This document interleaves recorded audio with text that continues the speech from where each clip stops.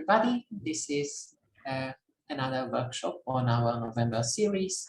Our friend Santiago will talk about how to talk with a data scientist. And it will be an interactive session a little bit where we will be kind of sharing thoughts a little later. And thank you so much, Santiago, for coming here and teaching us. So let us begin. Awesome. Yeah, thanks everyone for coming. I know for some of you, it may be 6 a.m. and that's this is really encouraging for me to see people so motivated to join this type of event so early. And I wanted to do this session because I think data science excites us the most, or most people, because of the technical aspects of it. And we've seen some really amazing, we're gonna have some amazing talks in the conference, and we have some amazing workshops so far. But data science is also just sometimes communicating and thinking and doing things in the abstract. And that doesn't get a lot of attention. So I hope I can change that, and I can make everyone excited also about those aspects, to see data science as more of a holistic endeavor and not just training super cool models, right? And how this started, Daniel told me, like, do you want to do something for this? And I thought, okay, I've been doing this little workshop about how to talk with data scientists. But the more I think about this title, the more I realize, talking with a data scientist, first, data scientists are not really some kind of special people. They're just humans like everyone else. So how to talk with the data scientist is actually quite easy. And you could summarize it in, just a sentence. Be nice, say hello, ask questions, learn whatever data scientists in your environment have to share with you, but also share whatever you know that they don't, right? This is a two-way street. And so I think what I really would like everyone today to take home, or keep in your home if you're watching from home, is not so much how to talk with a data scientist, but more like to think like a data scientist. And I want to make this distinction here because I feel one thing leads to the other, right? It's like if you can build some empathy and have some sensitivity for what someone else needs and how they are thinking about a problem, usually you can better understand what they want. And especially in a company environment or a research environment where you have multiple people with different objectives, all striving towards the same goal, having this type of understanding can lead to a higher rate of success, right? So I thought, let's try to figure out key points of how data scientists try to think about data, try to reason about problems, and then go from there and see also what your experiences are, what types of problems you've encountered so far, and things like that. So this is why there's no code at all. There's 0 lines of Clojure in this workshop, and no other programming language even. It's all about just understanding problems in the abstract and sharing our experiences. So I'm a data scientist myself. I have a bit of a, I think, strange entry into this because I'm officially trained as a medical doctor originally. And now I'm working, I'm leading the anti-fraud unit in a company called Billy. So it also shows, like, if none of you are data scientists here, or we'll talk about this in a second, the data science is also a very rich environment. And you have people coming from all sorts of places, all sorts of ideas. And even inside data science, you need to have talks like this so people understand each other's points of view. Just want to give you like a very quick plug for my company. We are really cool, located in Berlin. We are fintech. We just got a nice funding round last month, and my team is hiring Clojure developers. So if you're interested, just drop by the website and see what stuff we have available for you. It might be interesting. So for today, like we've been saying over and over, this is nicer if it's interactive. So just interrupt me whenever you want. I may be going on and on about some story or some examples, so I may not reply immediately. So just like raise your hands, and then we can all share and discuss a bit what's going on. And something I really wanted to stress here: there's like no stupid questions. If someone has a question, this just means, you know, maybe the documentation was not good enough. This is usually how I see things in my team. And I think when someone asks a question, it's also an opportunity to learn what is missing. Because if you ask me about some specific topic, then maybe this is something we have to focus on teaching more or making more documents available and more workshops like this in the future, potentially. All right, so let's get into the nitty-gritty of this. There's only 3 topics really for this workshop. The first one, I would like to already open up a discussion with everyone, because I don't know most of you besides Daniel. And I don't like to assume so much about people's experiences. So I don't know if you're a software developer, if you are a product manager, a data scientist yourself, or if you dabbled in the past with data science and machine learning and analytics. And it does make a difference in how things have to be explained, right? So if someone could just tell me a bit of your experience, and maybe let's talk about things that are not so clear to you that you've heard about. In my company, at least when I do this, people are always curious about specific jargon in data science that they don't understand. So we can talk a bit about that.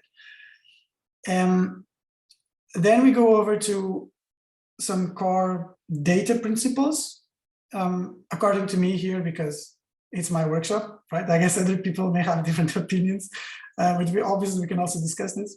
And then in the end, we have a little group exercise where we have a problem that we have to fix from a data science point of view. There's no coding involved, you don't need to know Clojure or any technology. It's really just reasoning about what's there and what's not there that may be missing. And so I would say we could start. Like, has anyone here ever worked with a data scientist or wants to, but didn't understand really what's going on? I mean, I have, and I understood about half of what was going on at best. So you understood half? Maybe. Yeah. So what type of the parts that I was aware of? What types of things didn't make sense to you? Oh, just where, you know, what I work in is doing a lot of stuff around building data. So on the one hand, we have, you know, the building data coming in, and then on the other hand, we're making tools to do sort of generative analysis of upcoming building designs. And so to the extent that we've worked with data scientists, often it's to, like, in the end, get a big opaque blob of coefficients from them that we can use in some way, and hopefully not sort of go outside the parameters of that. But you know, that's, yeah. Like I said, I understand maybe a third to a half of exactly what's going on with that whole process. Awesome, but so I think just understand it better. Feels like you are actually in the critical part of the process that we'll discuss today. So that's actually quite nice. So it's all about data today, and we seem to be working our way in the building blocks. So actually curious about your point of view then later on.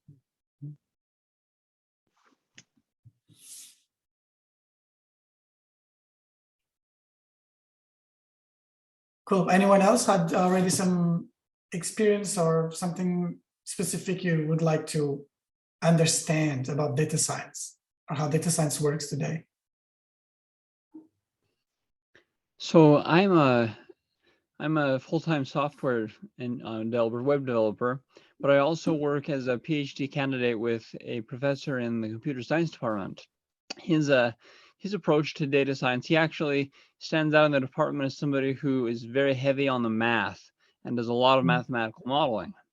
And that's part that's a little bit difficult for me, especially because I try to bring computer science approaches to things, which are very different from the mathematic approaches. So for example, he does a lot with continuous calculations, and I'm much more comfortable with discrete calculations. Mm-hmm. Yeah.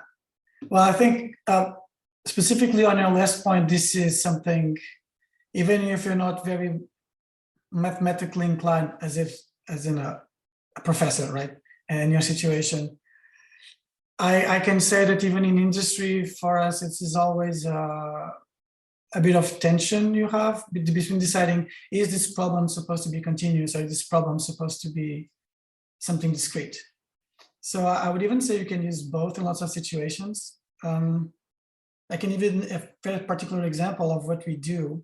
So the anti-fraud team, we need to have a model that tries to detect fraud in transactions in online shops. You can either try to come up with something like that says probability of fraud is X, and so you're just trying to predict this label. But you could also say, what's the probability, or in how many days will this be paid, for instance? And then if you predict something so far away in the future in a continuous way, you can say, okay, this is probably not going to get paid. You don't know if it's fraud exactly, but in the end, in practical terms, it achieves the same purpose, right? But yeah, I mean, regarding your comment on mathematics, is that, could you tell me a bit about how your experience is in terms of giving computer science approaches? Because this is also interesting. You know, there's always these two camps. We also have people in my company that are a bit more academic researchy from the research side, and people that are a bit more practical in terms of, you know, I'm not interested in developing new algorithms, but applying things that already exist out there. Yeah, so on my side, I think a lot of it comes to how we discuss solutions. He's very comfortable with producing proofs and with mathematical explanations, whereas I'd love to see the code. I want to see how to implement it and how to work with it. And I think that's a big difference in how we approach problems. Mm-hmm. Very interesting. But so far, nobody mentioned stuff like, so my feeling is that all of you already work with data scientists to some degree, so you know some of these things. So if I say something like, you know, we have to train a model, people understand what I mean? See some nodding? Awesome. So we don't need to go into too much depth. For those that I cannot see nodding, let's just do like a quick run through how these things usually go, right? So in practice, most of my work looks something like this. Like, we have some question, we need to get some data, we do a bunch of analysis, which can be, in my specific case, at work, and we try to see which new tactics are fraudsters trying to use to steal iPhones from online shops, right? So we try to see what things are they using, and then maybe, and this is a dotted line in italic, like it's a really big maybe, it can end up in the model. I think most people understand data science as this part here, which is very sexy and exciting, but actually most of the time we spend time in this arrow, just going back and forth and trying to understand what the actual question is, because sometimes people also don't know. They just say, no, we have too much fraud, fix it. And now we need to understand how this can be done, which data is out there that we can actually use for this, and go from there. So the process looks a lot like this, in a very high level. And then the question and the data are, of course, the most important things, right? And I have a very small, kind of dumb, small example. So my examples in this talk will all be a bit extreme and comical, just to make the specific point across, right? This is not how real life is. So this, I guess, everybody understood. We can come back to this if everyone has any question about, you know, what the model is or what training is. We'll also have some time at the end for some discussion. So let's imagine we want to train a model to detect who is a zombie, right? Who is a zombie? And we have a bunch of people, and it's really important for us to know who's a zombie, because, you know, they infect others, and they're just not very pleasant to be around. So usually, how this could go on is you get something you would call some training data. So you get a bunch of zombies, you get a bunch of people that are not zombies, and now you just say, like we were discussing before, we can attribute this as a discrete problem. We can say zombie, not zombie. And we did a bunch of analysis, and we decided, again, this is just a very stupid example, but we decided that heart rate and words per second are actually features that can distinguish zombies from non-zombies very well. And so we train our model, and training just means we get all of this data with these characteristics, heart rate, word per second for every person. And then the model, we have some algorithm that creates this model, which you can imagine just a function that takes some features as inputs and then outputs, in this case, a decision, like zombie, not zombie. And the model is amazing. Everything is super cool. And now we just think, let's try it out in the real world, right? Let's see what's going on. And the first person that we apply our data to is our very good friend who's a Zen monk. He's always meditating, super chill person. And then we see something like this. Like, okay, the model tells us, well, there's a 78 probability that this person is a zombie because, that heart rate cannot be right and they don't speak so much. So the point I want to make here is twofold. First, machine learning, and sometimes by saying artificial intelligence, is sometimes very dumb, because you need to think you're just giving this model like a couple of features, right? Whatever else you give or that you know as a person, so you look at this image, this is not a zombie, but you know this because of other characteristics that are not included in your model, right? You didn't add anything else. And additionally, this training data is not very representative of the population, right? Like we looked here, like we have our friend, the Zen monk there, but we didn't include them. And this sometimes ends in very, very serious consequences. So we see this all the time at work. You think you have an amazing model, and then if you are not very skeptical, things can go wrong because you don't have the same data during training, as you see in this case, as what we would call production, which is a real world like this, right? Does this make sense so far? Are people familiar with these concepts?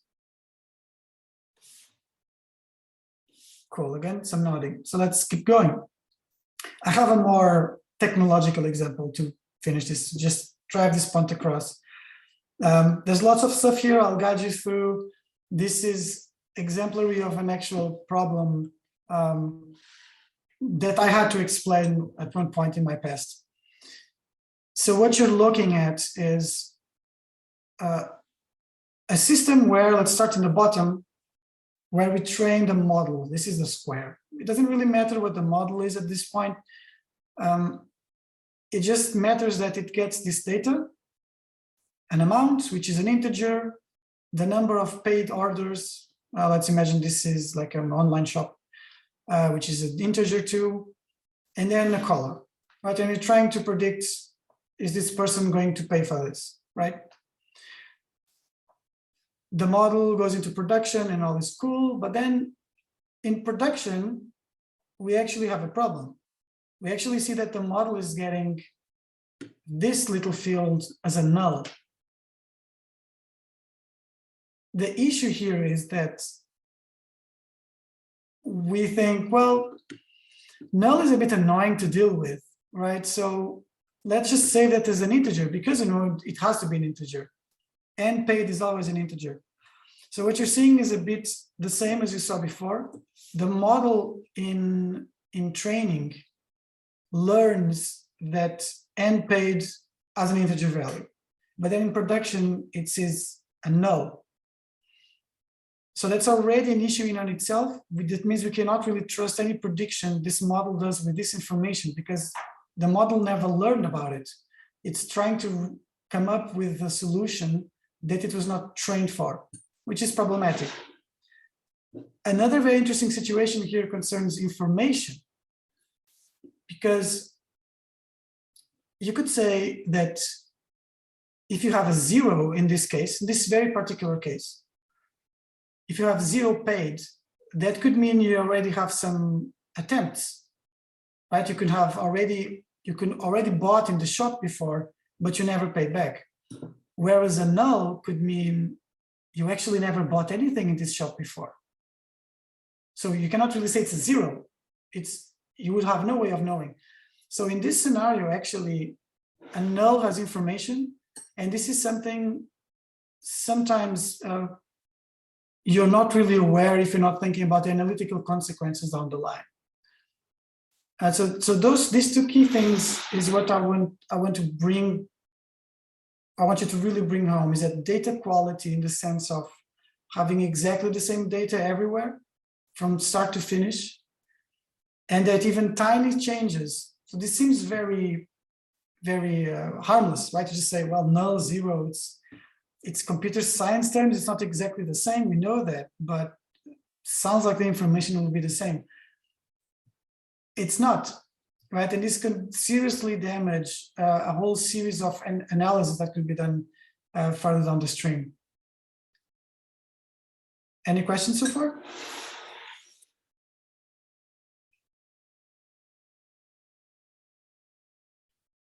Okay.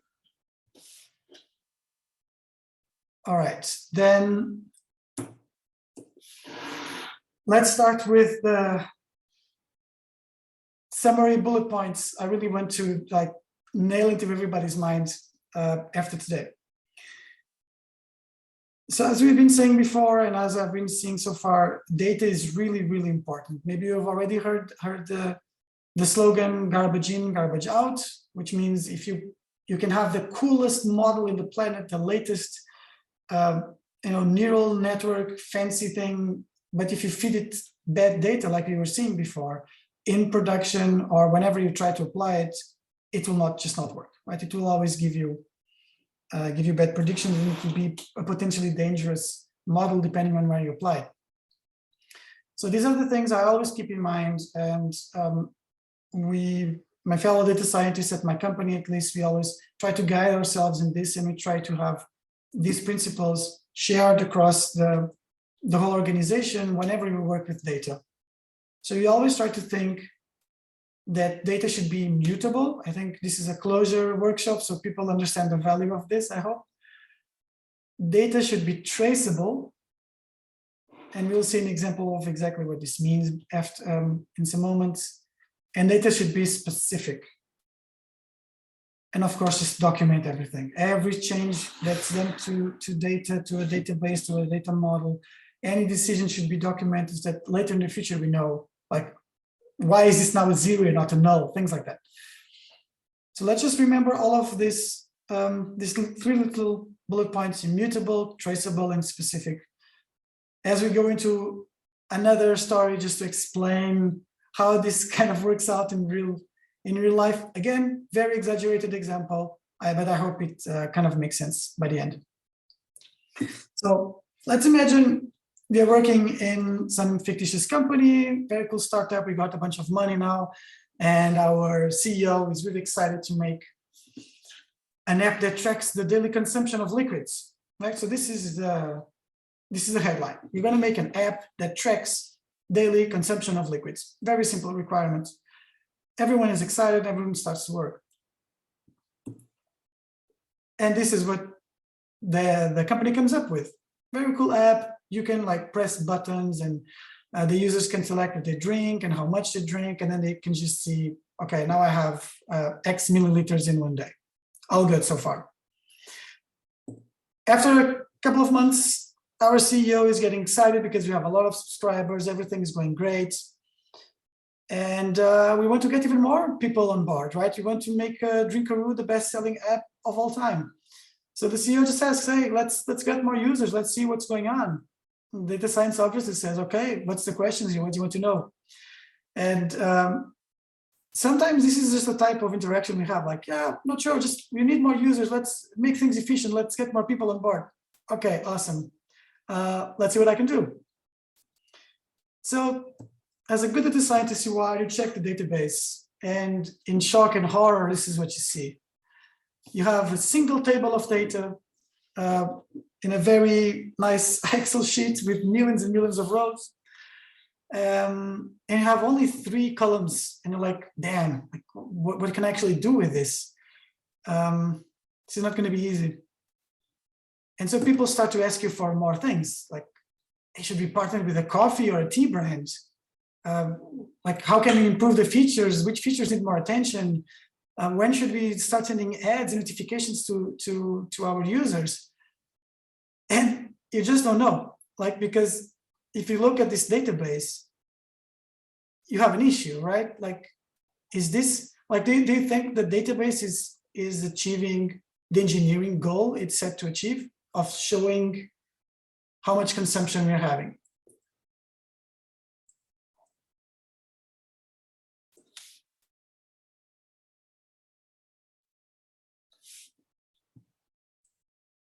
Just from an engineering perspective.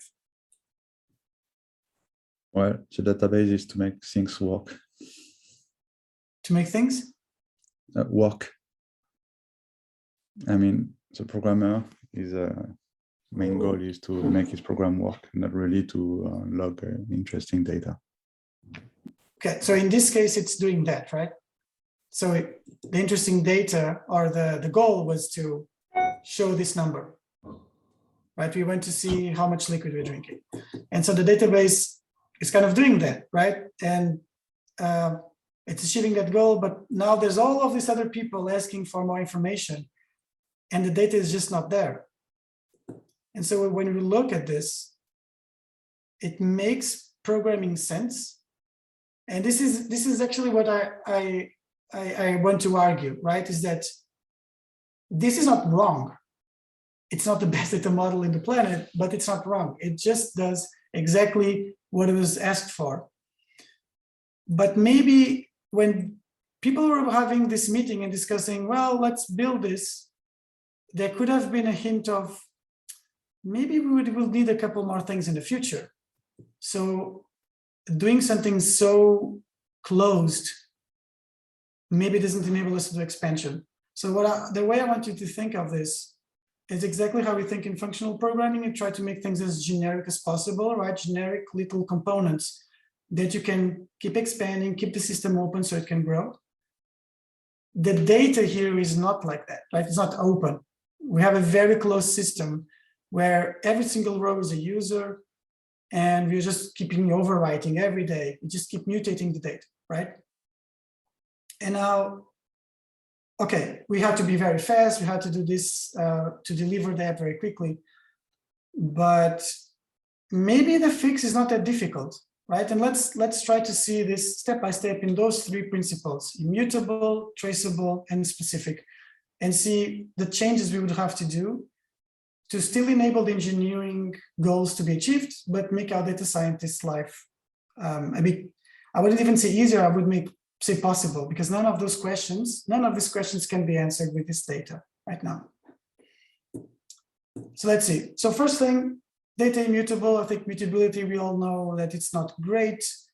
The critical thing here is that we should have it somewhere, somehow, an exact replica of the data that's created in the live system. And this goes back to what I was discussing with you guys before regarding the zombie example, and also the shop example, that you should always have data that is representative of what you will see in the real world.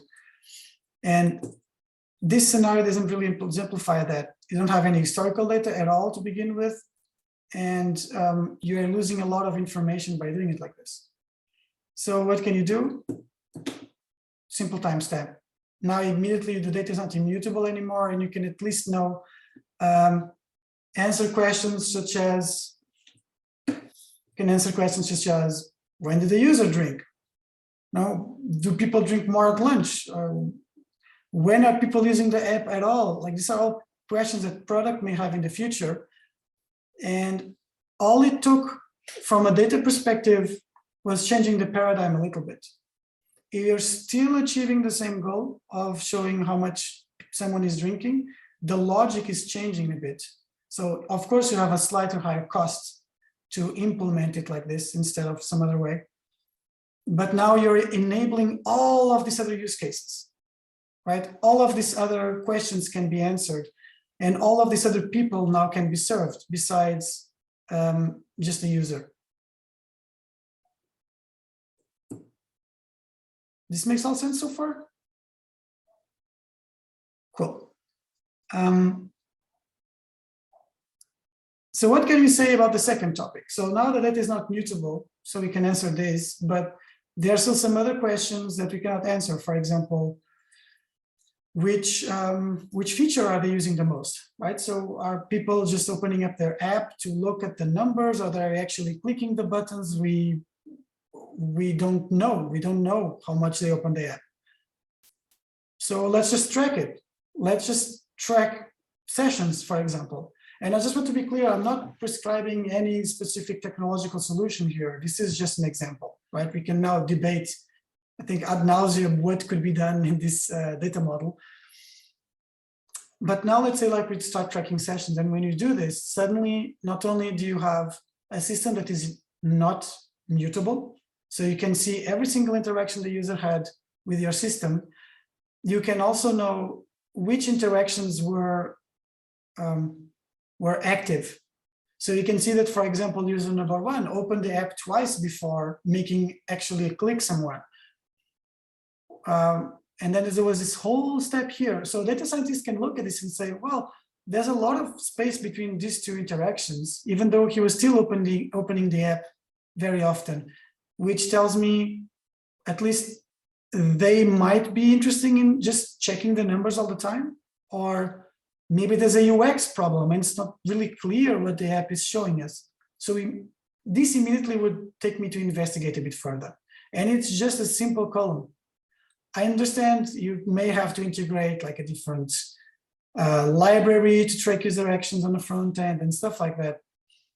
So potentially not the first thing you go for when you're trying to launch a product, but just having it in the back of your mind helps a lot, right? Because suddenly you have, again, a lot more questions you can answer, and you can make, in this example, the product manager very happy. So this is the second one. What about specific? So if you look at this data, we still have an issue. Can anyone tell me what was the beverage drank here? What did people drink when the volume was 500? Right, you don't know. Right, so we lost a bit of information here, even though the user knows what they are choosing. And this could again be very interesting. So again, simple addition. We are already getting the data most likely from the front end. What button are people clicking?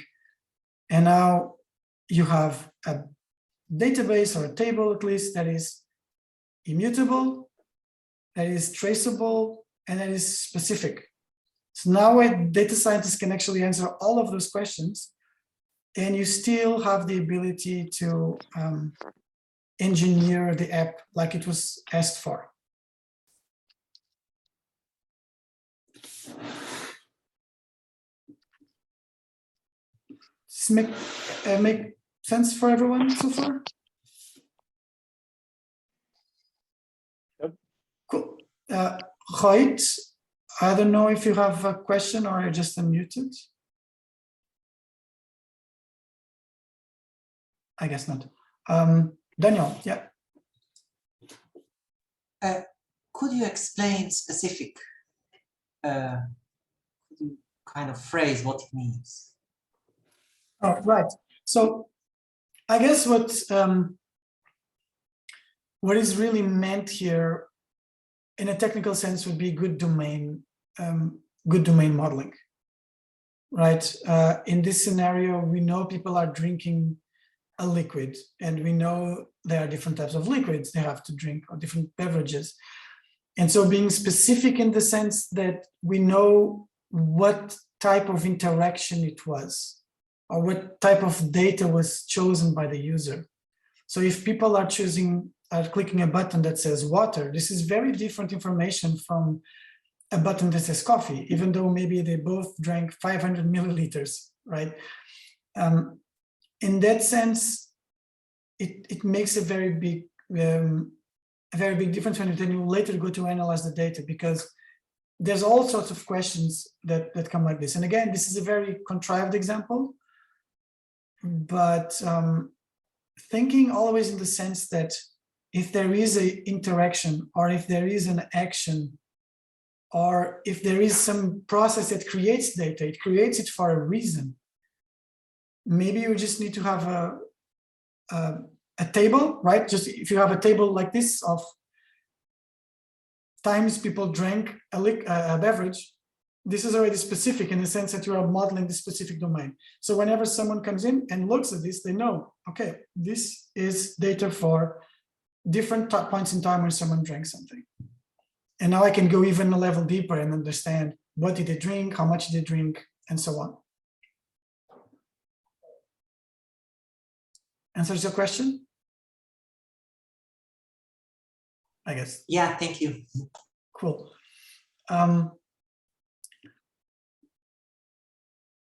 So does anyone feel, or has anyone ever worked with, so because I understood there were, from your comment before, I cannot see your name, sorry. You have the headphones. Well, okay, the person that commented before, that a database, yeah, sorry, what's your name? Vincent. Vincent, now I see it, very useful, Zoom. So yeah, as Vincent, you were commenting before that, you know, a database's primarily objective is to enable the app to work, right? And these are kind of orthogonal concerns in a way.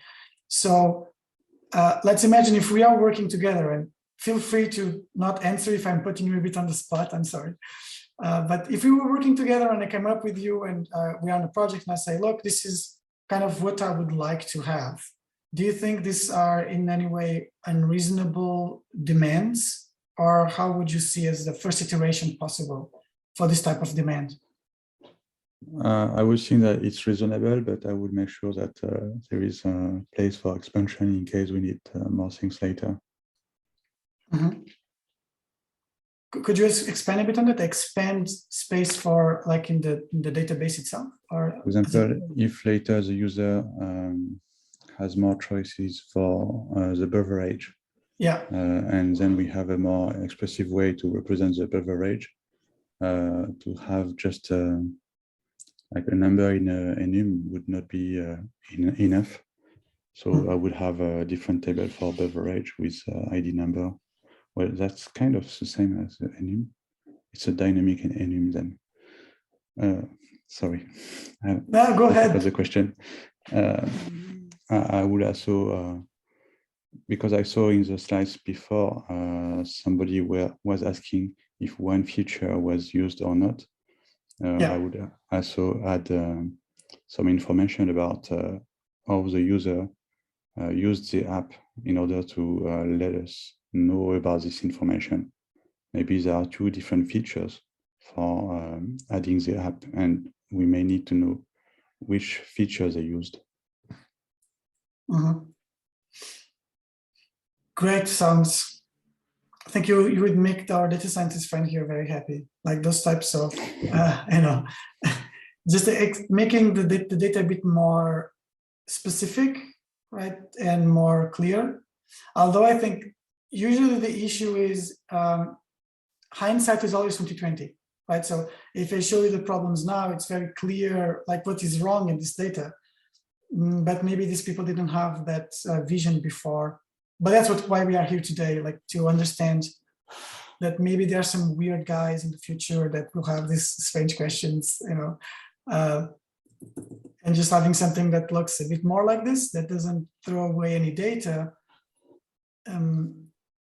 gives us a lot of value for, I think, not that much work in comparison to what you had before. Of course, this is always a bit debatable.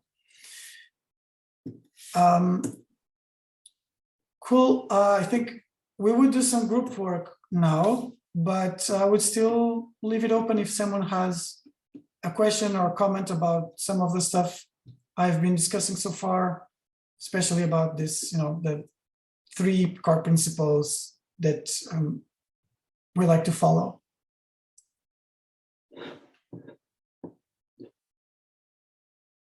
again, this is my opinion, so it maybe doesn't make sense to you, and maybe you have a good reason for that. I want to say that it all makes sense, that in the past I worked on a database which was 20 years old with no documentation except Nice. oral documentation, which means you have to find the right person in the company who knows about that era of the database and then tell you how it worked or if they remember. And it was a nightmare. So yes, documentation is useful. Especially you don't know how long the database is going to live. So you need something written and clear. Do you actually have a good example of what a good documentation for a database looks like?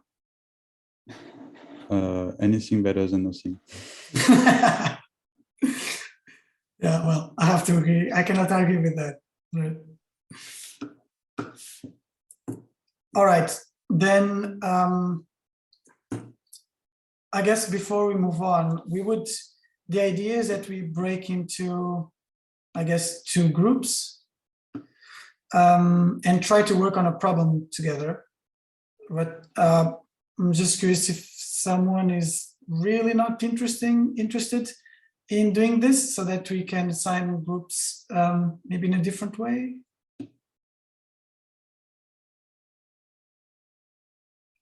All right, I think we'll take the silences. Everyone is looking forward to it. So I'll, before we split into groups, I would like to, let's maybe like kind of read this together so we all aware and there's no awkwardness where everybody's reading this alone when we go into the breakout rooms. Okay, so let's start. So we are still a data scientist at Drinkaroo, right? This is your new role now. You are not wherever you are today. You're now a data scientist in this fledgling new startup. And well, they discovered that tracking just the liquid intake is really not a good business model. So now they also want to track sugar in drinks. So whatever people drink, they also want to track that. And the app is calling an external service for this. We get a nice JSON payload, which has exactly this data points, nothing else. The JSON only has this: calories for that specific drink, the grams of sugar, the ingredients in grams of fuzzbuzz, which is this really cool ingredient all drinks should have. And now in classical Drinkaroo style, this is what the database looks like. Okay, so they just pretty much added, we now added a new column. So we're tracking the sugar, now we're tracking the volume, and we're tracking users. And for the sake of argument, let's imagine we have a couple of millions of users already. Yes, we have a lot of data, and we have a total of 1 year of data so far. So it's, or let's say we have a year of running this database like this, okay? And the data looks exactly like this. So this is a date, this is an integer, this is another integer, and so on. The backend team is saving all the JSON files, right? So we're saving everything we get from this external provider. And the files are named like this. So they're nutrition, you have a date, and you have an hour. And there is no other database or no other data available to you to solve what's coming next. So our CEO now is reading about this fuzzbuzz stuff and he thinks it's really cool.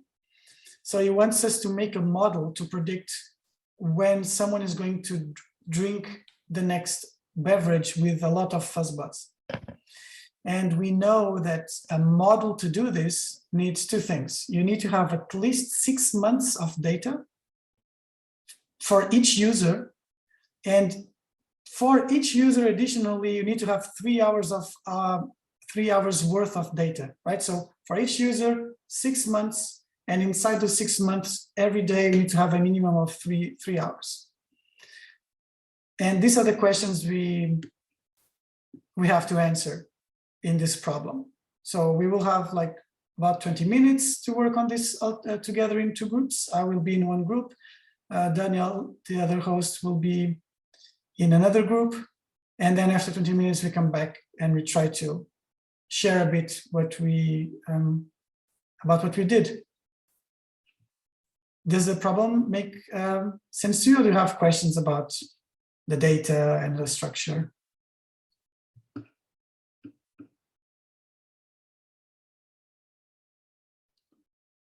What means exactly at least 3 hours per day of data per user, since there are data points? Since they are data points. So you need to have something that looks like a time series to make this model, right? So per user, so for user one, for example, you would need to have data for every day. And then inside every day, you need to have at least 3 data points. That would be 3 hours, right? So an hour would be, let's say, a time where the user pressed the button. Yeah, maybe this wasn't very clear. Does that make sense? Yeah. So let's call this 3 interactions. Maybe that's even more clear. Daniel? Yeah, so this volume, sorry, I missed, is it the total of the day in the database? Exactly. So this is the same structure we saw in the original slides, right? So it's just overwriting every day. So what you see here is the current total volume for user one on day 13 of November, right? And what we need is actually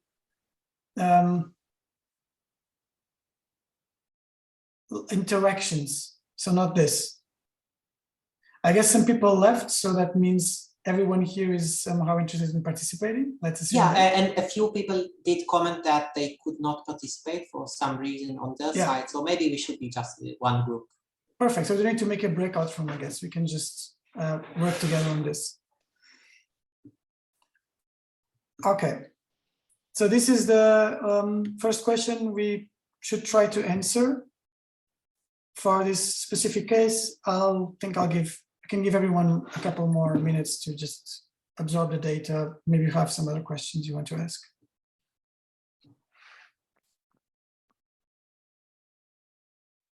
I guess how much does the grams of sugar per 100 mils track with the individual beverage? Like we don't have the grams of fuzzbuzz, but we have the volume and we can back out the grams of sugar. So how different is it per beverage that we're tracking? How different is it per beverage? Like, can you derive the grams of fuzzbuzz knowing the volume and the grams of sugar? Let's assume no. Let's assume it's a completely different element that has no relation to sugar. Yeah. Right. Well, sorry, I mean, based on what you know from the other service. Yeah, that's what I mean. I don't think, let's assume you cannot do that. Based on only knowing sugar, there's no way of knowing what fuzzbuzz would be. Okay.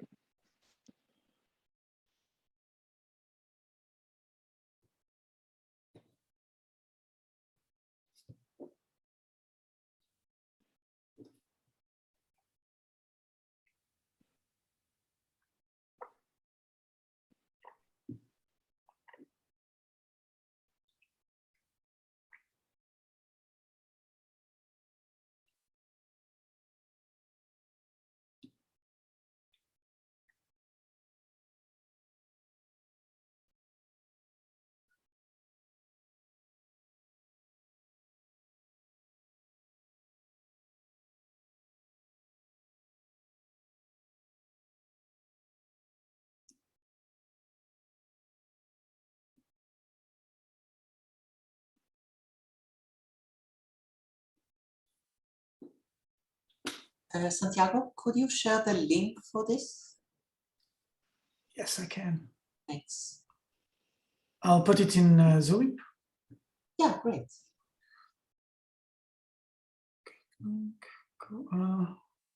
Yes, everyone in the internet. It's not here. Yeah, sorry guys, now you're seeing my, here we go.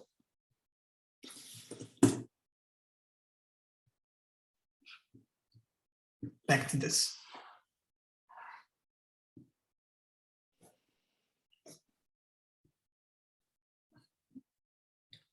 So if I understand well, we have the information about sugar, but not directly any information about the fuzzbuzz.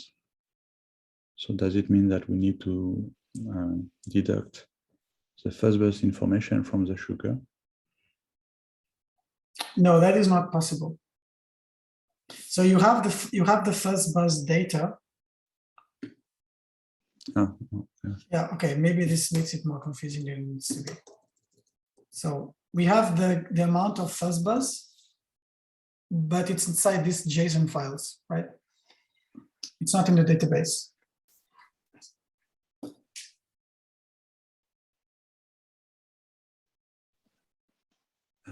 Is there a way to link it to the user and the data point of the user? That's a good question. What do you think? How does it feel like? Doesn't work, right?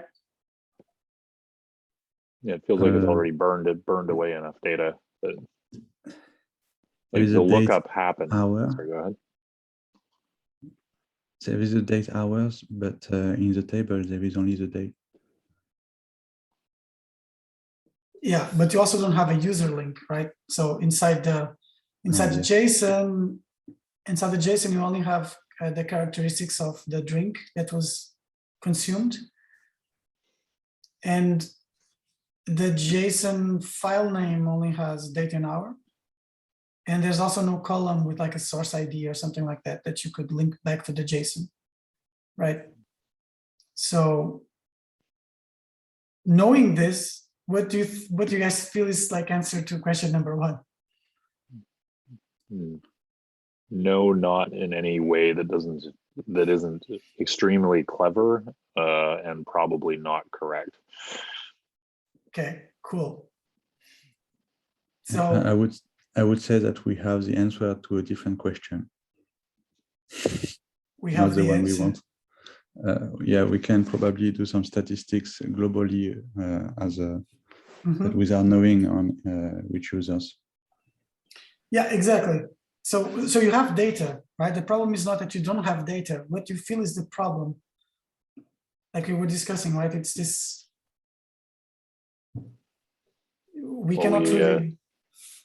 We mutated it. We didn't keep the lookup that happened to the external service somehow at the moment that it happened. It's even twofold here, right? It's not only a mutation problem, it's also traceability problem, because you don't know anymore where the data is coming from. Right? So you have the data, but you just don't know who owns it. It's I kind of, when I was explaining this to my wife to see if it made sense, I just said, look, if you call someone asking for information about yourself, like, I don't know, some blood test you did in the doctors last week. If they tell you the result and write it in just a post-it, just say a number in a post-it and put the post-it somewhere. This is not traceable anymore. I think this is kind of what's happening here. What you have is the post-it with the number, but you don't know who the number belongs to, which is a big issue in this scenario. But so remember, this is exactly the same database, so it has the same issues as we discussed before. So this is kind of a refresher, plus the sugar. So what could have we been done a year ago when the app went live that could have kind of prevented this scenario we have today? To create an event ID each time you log some data. And only the event ID, or do you need to link it to something else? Well, to have the event ID in that table so that it's linked to the user ID. And in the JSON file, I would put event ID. Great. It's a little better than to have a timestamp, because timestamps are not necessarily unique. Exactly. So that's an additional issue here, right? Like you're overwriting JSON files in this scenario. So you're actually throwing a lot of data away by having it like this. So what you're saying, Vincent, is already having an event. So every row is an event, right? Instead of instead of Yes. having, yeah. Is this how you would go about it, Ryan? Yeah, I think so. I mean, it's they're already almost events, right? You just, but at an hour granularity in the table, because you can back the hour out of the file name. Well, the issue here is that it's like Vincent said, you can have multiple events in the same hour, in the same day, sure. right? So, Yeah. so then it's not immutable anymore because you're kind of overriding the files, and it's also not traceable because, or not specific, because you just don't know I see. where this Yeah, this belongs to. Right. Sorry, I didn't totally twig that each of those is that could be 2 drinks in an hour. So it's been rolled up Yeah, exactly. for the same user. Got it. Okay. Yep. So yeah, an event for sure. Cool. I guess the other thing would be having a reference to the drink instead of because the only thing that's really coming from the user is volume. Mm-hmm. The sugar is reference data that you're deriving from somewhere else. So actually hold on to whatever that lookup was, and then probably make a reference to it. Mm-hmm. Yeah, exactly. So it's again like about keeping the relationship itself has information, right? So you know that 300 grams, you could infer this a bit and say, well, which drinks have sugar in this range? So you could kind of salvage a little bit, like a glimmer of hope here in this data, but it's still bad. Like I said in the beginning, it's not going to be something you would want to really act upon. Had the thought that if you had timestamps, you could actually go ask and you knew somebody at the other at the external service company, could you please just tell me when we looked stuff up? What did we ask for? Yeah, well, that's always an option, right? The kindness of strangers here. Cool. All right, so you want to try to give it a bash to the question number 3? Because this is one is really important. Right now you need to, the business people are actually give you a task to do. They are waiting for you. There's some money on the line. What do you think is going to happen?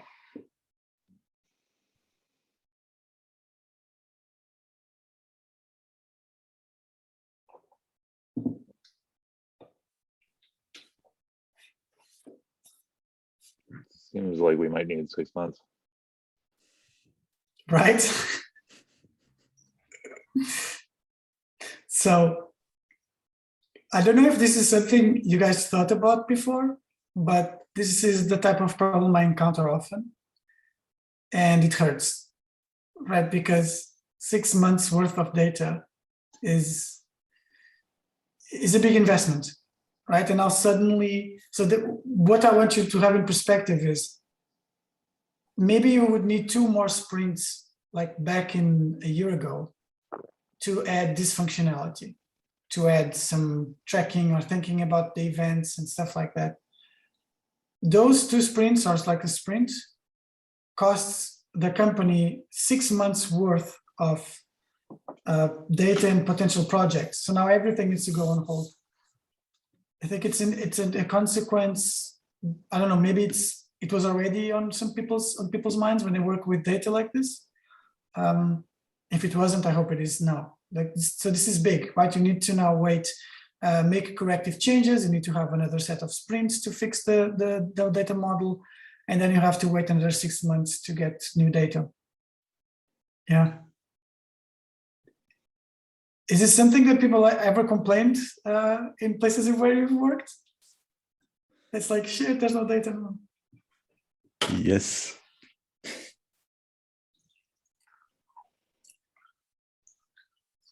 Was it in any way similar to this, or is it more complicated? I would imagine more complicated problems, no? It's okay, we need for specifics. I'd say slightly different problems in that we have categorization problems. It's less about the data, like, yeah. So you mean assigning it like a more generic label to something, and then you cannot kind of distinguish it? Yeah, like what is a building, and like what does it mean for a building to have a type of use and all that sort of stuff, just in terms of like getting the rows is not the problem. Like actually deciding what goes in the cells is the problem. So you think it's more, you had more specificity issues than necessarily immutability. Yeah. But I guess in a sense, those are also the hardest to fix, but because domain, how do you slice and dice a domain into parts that make sense? Do you feel it like that? Or do you feel it's actually just as difficult as making sure that it's immutable? Yeah, hard. I'd have to think about that. I'm not totally sure.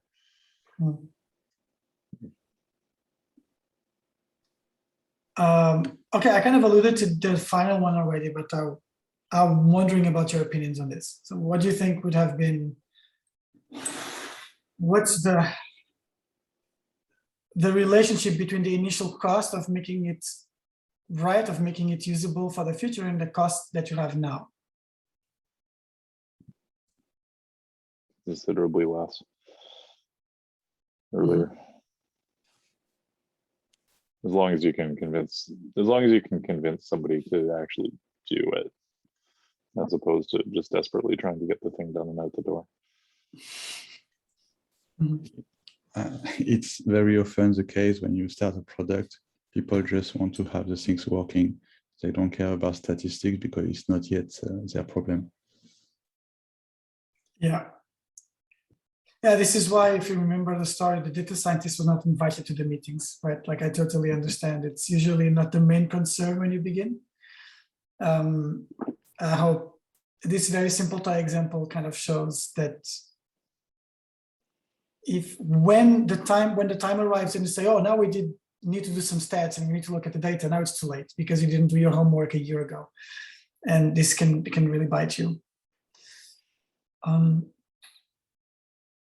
Cool. Do you think it made sense, like in terms of the 3 principles that I discussed before? Does it make your life easier when analyzing this type of problem?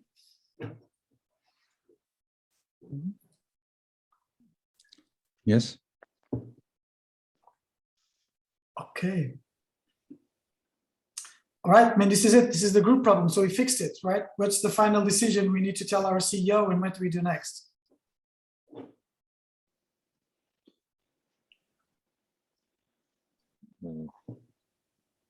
We need some developer time to collect different data, and then we're going to have to unfortunately wait around for a bit. Yes. Cool. Well, lucky for us, the first buzz market is just emerging, so maybe we have time. 6 months is not so bad. Can I like speculate about this? So far, I think it was so realistic, you know, these things actually happen. And then at this moment, what should we tell them? What would be a practical thing to do? At that point, the practice might be actually trying to estimate something from another source, not our data, some corrupt data, some biased source, some guess. We might not do the science we would have done if we had the data, right? So for that number 4, I mean, or for at least for what we need to tell them, that is where it is very troublesome, right? You mean right now? So we are in this scenario, and then we either choose to wait for 6 months and do nothing, or we try to still salvage the situation and do something. Yes. Yeah. Okay. Yeah. Well, I mean, obviously, one thing you could do is try to infer, at least on a daily basis, what people are drinking, right? So this is a total for a single day. We don't really have data for 6 months, right? Because the data is gone. The only thing we have is a single user row. We do have data per day that is kind of usable, so we can also try to match and see, okay, on this day, how much fuzz buzz were people drinking. You can try to check using the sugar, try to figure out what types of drink, what combination of drinks would lead to this. And you can see what are the most likely candidates here, maybe with, again, some external data, because we do have this stuff. So maybe we can do this round check like Ryan was proposing, where we could go to this provider and say, look, we have these payloads. What is this matching to? Right, so we can at least have an idea per day what things are people drinking. And again, this is really terrible because the data is being overwritten, so we cannot really have, in no way or shape or form can you make a model that is going to be useful. But you could answer some more generic statistics like Vincent was saying. So this could be the plan B thing you could do and say, well, at least we know which drinks people are going for. We know in these days people are drinking more fuzz buzz and more some other stuff. So that could already help. So we could try to work on a more generic level instead of going to the user, try to go on average for all the users of all time in our app. When are people drinking more fuzz buzz? This can be an option. It's not answering the business question, but that's something you could do. Yeah. I think the hour could not be very useful because since you cannot know from which user it is, you don't know where they live on the planet. Exactly. So the hour is not, it doesn't say if it is the morning or the afternoon. Yeah, exactly. So that's another thing. That's why I was saying like per day, right? You just aggregate on a date level. And with that, you can definitely see some interesting things, but to a much lesser extent. Well, you would hopefully see an 8-hour gap there somewhere where they're not recording drinks and be able to actually maybe kind of guess. Yeah. But I guess this sort of gets into Daniel, the thing yesterday with the probabilistic programming, where you could actually suggest some, if I'm understanding it right, suggest some distributions for what you think is happening. Yeah. And then feed your data in to actually see whether or not that's correct, right? Like actually start to sort of take that opposite approach. Is that like, am I even close on thinking that that's maybe a direction that could go? Perfect. I was going to say the workshop was a success. You're thinking like a data scientist. Yeah, exactly. So in terms of distributions, for example, and going again to the external provider, hopefully they have a better database than we do at Drinkaroo. And so they may have this mapping, right, between what call they sent out and what drink it was. So you could just, buy some data maybe from them and say, hey, can you give us what's the distribution per day for these drinks? And you can then maybe apply this to the data you have and see, does that make sense? Do they match?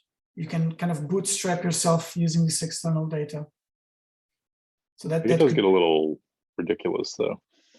I mean, it's a contrived example, but I think I've had to do similar things, of course, in more serious and slightly more complicated because of little mistakes like this, or sometimes it's not a mistake, right? It's like what I was saying in the first story. It was just not in people's minds regarding requirements. So if you want to show milliliters that you drink in one day, okay, we do this.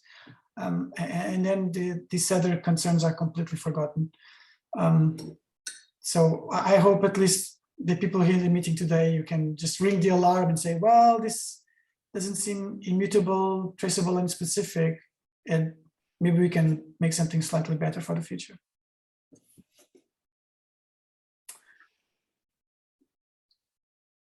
Cool. Any final comments about this exercise we just did? Or questions? Yeah, it says that the files are saved just as files. Nothing is said if there is some backups. Oh, I mean, in Drinkaroo, they don't go so far, I think. But so yeah, let's imagine there are no backups. Let's imagine there are no backups just to make this problem make a bit more sense. But in that scenario, like how would the backups help? Or are you thinking some other direction? Well, having some data is always better than no data. So I tend to agree with this, but in this scenario, let's say that the backups have exactly the same file name. So you just have duplicate data, but it's data that you cannot directly connect to the users, and you cannot connect directly to events, right? So do you think this will still help in some way? No, I don't think the backup will help. I just think backup avoid disasters. Ah, okay. Yes. Okay. So in that sense, I totally agree, of course. Yeah. Yeah, but sorry. No, go ahead, Daniel. Yeah, so I think there is something about it, about the fact that some systems, on some level, they are keeping snapshots. We might not be aware of even, right? So in my situation, where at my workplace, there is a data science team and there is a backend team, and the data scientists hope for some data, and the backend team sometimes does mutable things, overriding the table and losing information. But then there is also the data engineering team, and they are keeping snapshots. And it is a different format. It is not so easy to recover from it, but it is there, right? And it may save those 6 months sometimes. Yeah, as long as you have some data. So here, like I was describing, you can still do something. You cannot answer the really important question, but you can still do something about it. And that's obviously, like Vincent, in that scenario, like I said, it's better to have some data than no data, of course, yeah. Cool, then from my side, this is what I wanted to show you in terms of work. And I wanted to leave you with, I think, brilliant quote from Paulo Esterhazy. He's a data scientist here in Berlin. He's also a very important member of the Clojure community. And he gave this brilliant talk where he says that English is the most powerful programming language you have. Like, by English, he obviously means just human language and human communication. So in all of these scenarios, I would say that the key thing is just to communicate. It's just for people to involve developers to involve data people, product managers. Everyone is on the same page so that no requirement goes unseen. Because like you saw, sometimes very tiny changes to how data is saved, how a model, how data is modeled can have a massive impact down the line. And then you don't have to wait for 6 months or 1 year to actually fix things and collect more data. Yeah. I hope this was enjoyable. I hope you guys learned something, and thank you very much for your attention. You can find me at these links. Looking forward to speaking with you guys in the future. Thank you. That was very useful. Yes, it was. Thank you. Awesome. Glad to hear it.